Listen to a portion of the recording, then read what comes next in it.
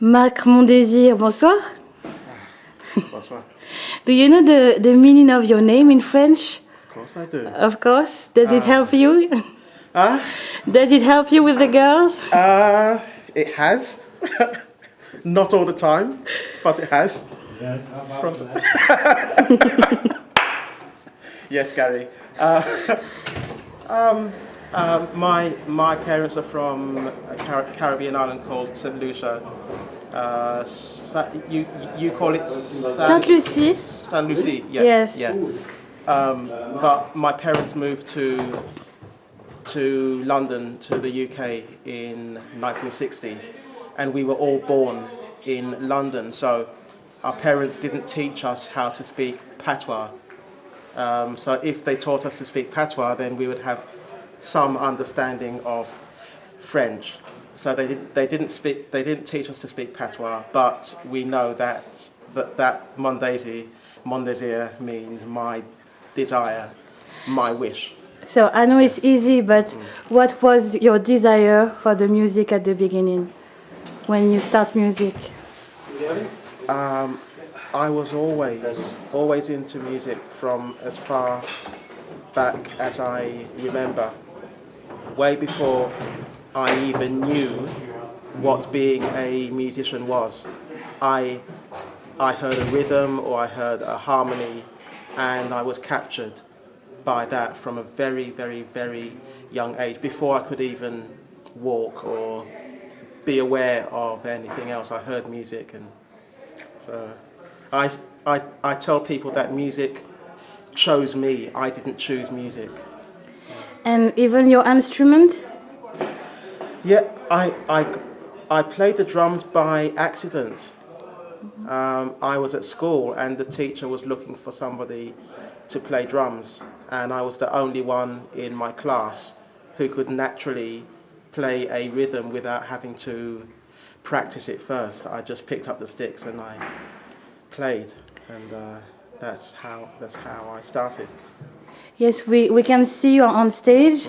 It seems to be very easy, even when there is a big tension on stage. Or how do you leave it on stage, or when you record, when you play drums? What do you feel?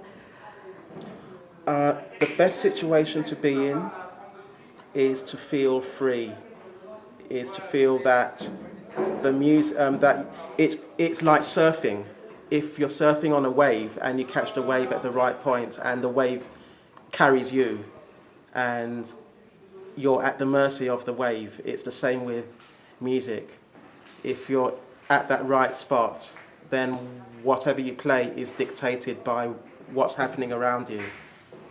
Whatever I play, I don't know what I'm going to play the next second. It all depends on what Gary plays and what John plays and what Etienne plays. So. We can see on stage that everybody is really listening. Everybody, there is a lot of eye contact, Yes. and a lot of smile too. Yes. People tell me this all the time. I get 2 comments from people all the time. They comment on my smile, and they ask me my age. I don't know why they ask me my age. Maybe because I look younger than my age, but I can say that yes, you look young, and your smile is like you're like an angel coming from the sky, so happy to be in life and playing drums. Maybe that's it. maybe that's it. I just love what I do. I'm so fortunate to do what I do. What is a passion? It's something I do for a living.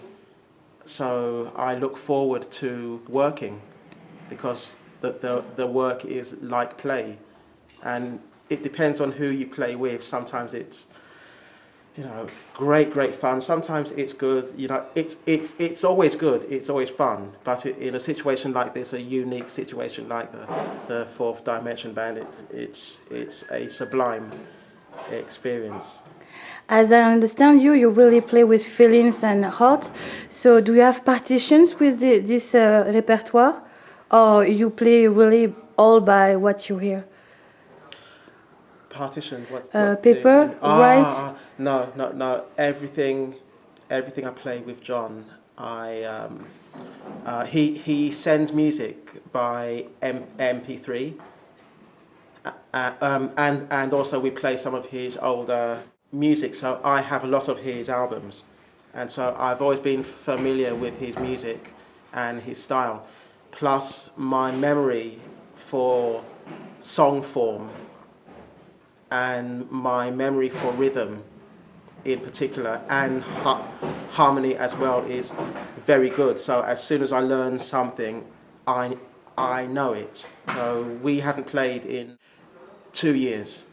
The last time we played was July 2008, and half of the tunes, well, no, most of the tunes we played. Like radio, it's Yes, from yes. the album Floating Points? Yeah. And most of the repertoire we played tonight was made up of the repertoire we played 2 years ago. And as soon as I hear the first chord, everything comes back, and I remember the whole form. So I don't need to read music to learn it. It's really amazing. So you're a drummer, and you're talking about harmonies. Yes. Is that? Oh yes, you. Please help yourself.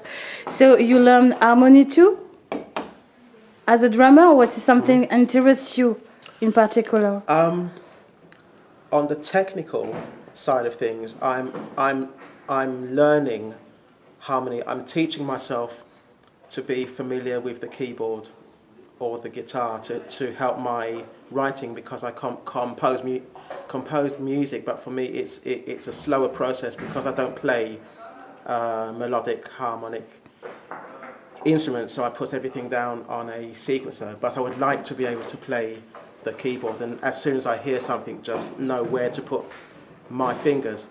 But with harmony, I've always had an awareness of harmony just as much as I've had an awareness for rhythm. So it's a frustration for me that I'm able to express myself rhythmically, that I hear everything harmonically as well, but I can't immediately express it. But I'm very, if anything, if I had the choice of hearing just rhythm for the rest of my life, or hearing just harmony for the rest of my life, I would rather hear just harmony, because I love harmony more. In a manner of speaking, I love harmony more than I love rhythm. I like how things are arranged and orchestrated, and how a bass note can change a chord and change a mood. This is something I really love, and this is the thing that inspires how I play. I play in a very orchestrative way.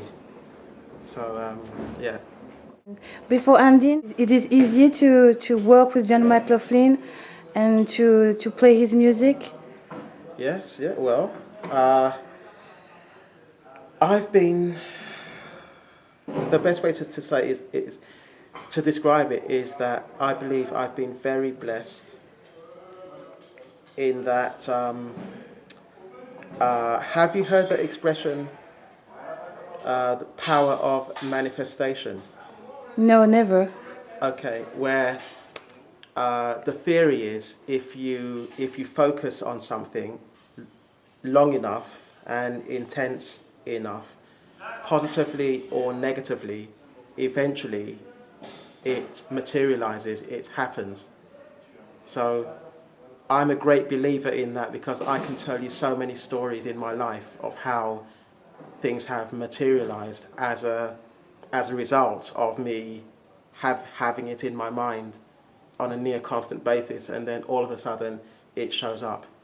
And so I mention this because when I was much younger and practicing at home, listening to lots of records, and I was listening to a lot of John's music, and I would not only listen, but I would really visualize and imagine that I was in the room with him, or I was on the stage with him and actually playing along with him, and the imagination was very strong. And so over the course of years, you play, you get better, you practice, you meet people, and you meet mutual friends, and then eventually I met John.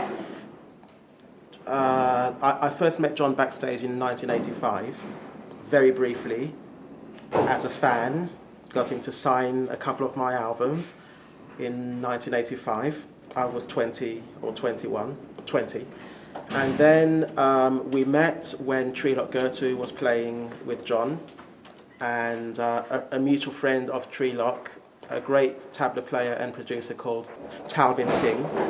Talvin introduced me to Treelock, and then Treelock and John played at the festival hall, and Treelock introduced John to me. And then when Dennis Chambers joined John's band, and Dennis and I have been friends for a long time, Dennis introduced John to me, and John said, "Yes, I know Mark," and so the friendship gradually developed from there. And then in 1995, 15 years ago exactly, I got a phone call from John asking me if I wanted to play on one track of his album for that year, and that was the first time I actually played with John.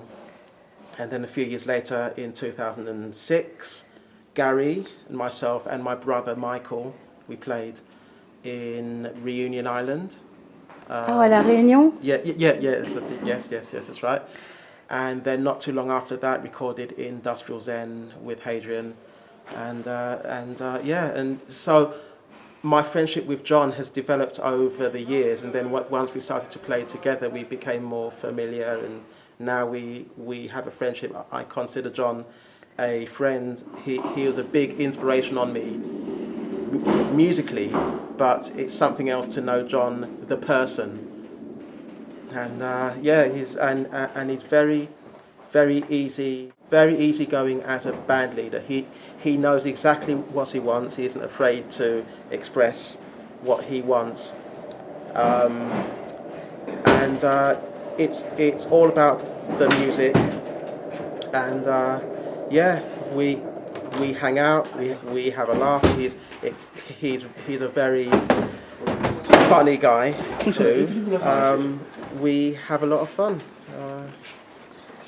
Okay, Marc Mondésir, thank you for all this magic information. I hope you find some of it useful. Thank you. Thank you.